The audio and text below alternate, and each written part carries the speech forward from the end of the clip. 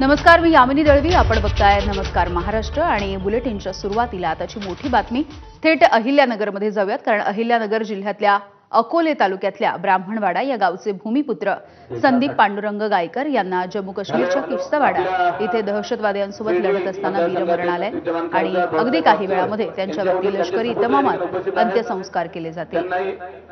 या ठिकाणी त्यांच्या वतीनं आदरणीय स्वर्गीय संदीप भाऊ यांना पुष्पचक्र अर्पण करण्यासाठी या ठिकाणी विनंती.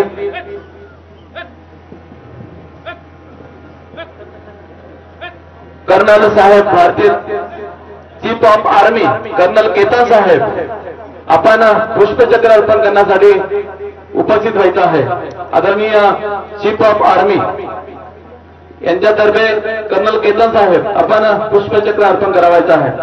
चीफ ऑफ आर्मीच्या वतीनं कर्नल केतन साहेब आपण पुष्पचक्र अर्पण करण्यासाठी उपस्थित व्हायचं आहे.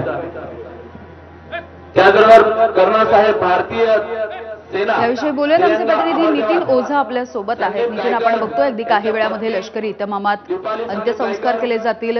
या शहीद सुपुत्राला अभिवादन करण्यासाठी आणि त्याचं अंत्यदर्शन घेण्यासाठी सारा गाव लोटलेला आपण पाहतोय. या वीर जवानाने देशासाठी जे बलिदान दिले ते कधीच विसरले जाणार नाही. त्यांचे नाव इतिहासात पूर्ण अक्षराने कोरले जाईल.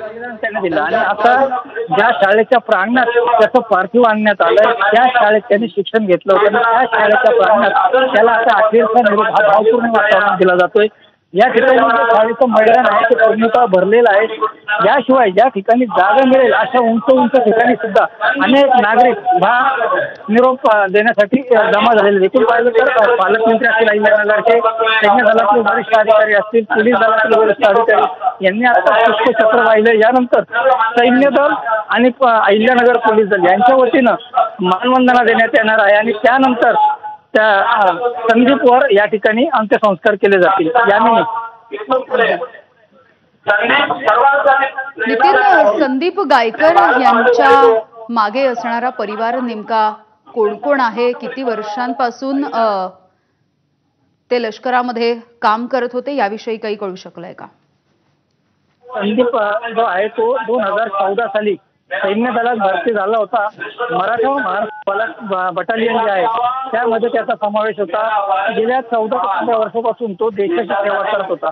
मात्र अखेर झालेल्या चकमकीत त्याला वीरमरण आलंय आणि त्यानंतर आता त्या पूर्ण कुटुंबावरच नव्हे तर पूर्ण गावावर शोककळा पसरली. संदीपच्या पाठीमागे जर विचार केला तर तो एकुलता एक मुलगा होता आई वडिलांचा. त्याच्या पाठीमागे आई वडील, पत्नी आणि 1.5 वर्षांचा मुलगा असा परिवार आहे. यामिनी. अगदी. नितीन, धन्यवाद माहितीसाठी. संदीपच्या चरणावर नतमस्तक होण्यासाठी. पुढची बातमी बघूयात. वैष्णवी हगवण्याच्या